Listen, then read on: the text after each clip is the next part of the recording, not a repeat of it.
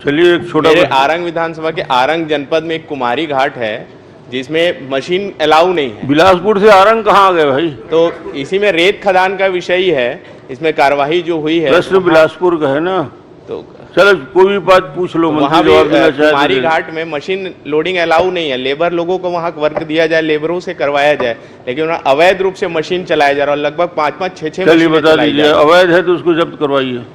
निश्चित रूप से माननीय सदस्य विधानसभा में बता रहे हैं, आज ही टीम जाएगी, अगर वहाँ मशीन आज चल रही है तो तुरंत जब्त कराइए। करेंगे मशीन। भावना बोरा जी, ठीक, गुरुजी काम कर दिया। धन्यवाद भावना महोदय जी, जी।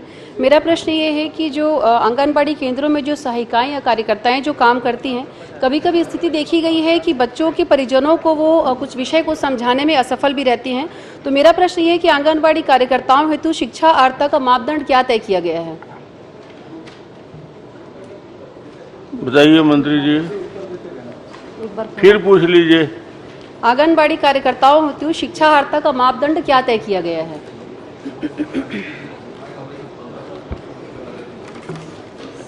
परियोजनों को समझाने के लिए शिक्षा का मापदंड क्या तय किया गया है आंगनबाड़ी कार्यकर्ताओं के लिए, सहायिकाओं के लिए? कार्यकर्ताओं के लिए माननीय अध्यक्ष महोदय जी, वैसे आंगनबाड़ी सहायिका कार्यकर्ता के लिए 12वीं क्लास, और अगर उस गांव में 12वीं क्लास की कोई महिला नहीं है तो फिर 10वीं क्लास तक की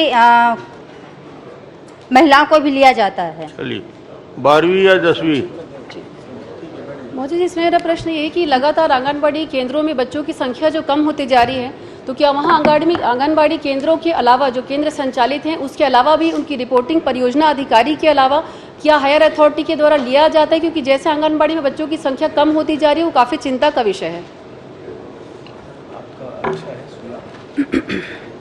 माननीय अध्यक्ष महोदय जी, उनका कहना जायज़ है, और मैं मानती हूँ कि जहाँ तक हम 3 साल से 6 साल तक के बच्चे को आंगनबाड़ी में पढ़ाया जाता है, और कहीं ना कहीं। अच्छा, ये बता दें कि पिछले बार जो वहाँ की रिपोर्ट आई थी वो आपके अधिकारियों ने, आपके विभाग के द्वारा, हायर जो अथॉरिटी उनके द्वारा पिछला जो रिपोर्ट है आंगनबाड़ी केंद्रों का जो छत्तीसगढ़ में संचालित है, पिछली बार कब लिया गया था? जानकारी 1 मिनट में आपको बताती हूँ। माननीय अध्यक्ष महोदय जी, माननीय सदस्य जी का रिपोर्ट कब लिया गया था? क्या सवाल में क्या था?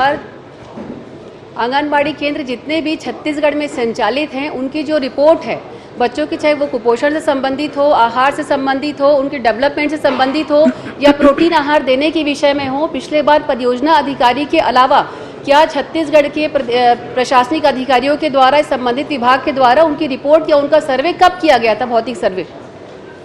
माननीय अध्यक्ष महोदय, ये जहाँ तक आंगनबाड़ी की बात हो, उनके पोषण आहार की बात हो, चाहे और विशेष की बात हो, तो ये प्रतिदिन इसका रिपोर्ट लेते रहते हैं। माननीय अध्यक्ष, प्रतिदिन प्रदेश में रिपोर्ट जाती है? जी। चलिए राजेश मुड़त जी, एक आखिरी क्वेश्चन पूछना चाहूंगी महोदय जी। लगातार ये विषय क्षेत्र में भी आ रहे हैं कि रेडी टू ईट का काम वापस से स्व सहायता समूह की बहनों को या आंगनबाड़ी में दिया जाएगा।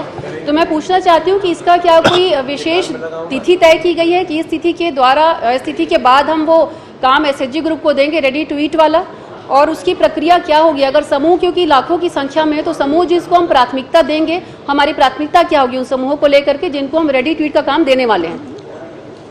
माननीय अध्यक्ष महोदय जी, ये सवाल पिछले बार भी आया था, तो मैं अपने जवाब में दी थी कि जहाँ तक रेडी टू ईट की बात हो, तो रेडी टू ईट स्वयं सहायता समूह की महिलाओं को देने वाला जो काम बात मैंने कही थी, तो युक्त निर्णय लिया जा रहा है इस पे, और जो आगे की कार्रवाई होगी वो आपस में डिस्कस करके अधिकारियों के माध्यम से। महोदय जी, मैं इसमें विषय लेना चाहूंगी, ये बहुत गंभीर विषय है और लगातार क्षेत्र में विषय आता है।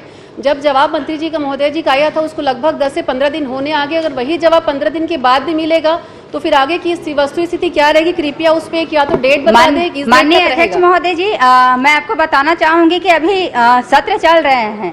सत्र जैसे ही खत्म होते हैं, अधिकारियों के बीच बैठक लेके इसकी आगे की प्रक्रिया चालू की जाएगी। चलिए सत्र के बाद निर्णय लेंगे। राजेश मुड़क ये जी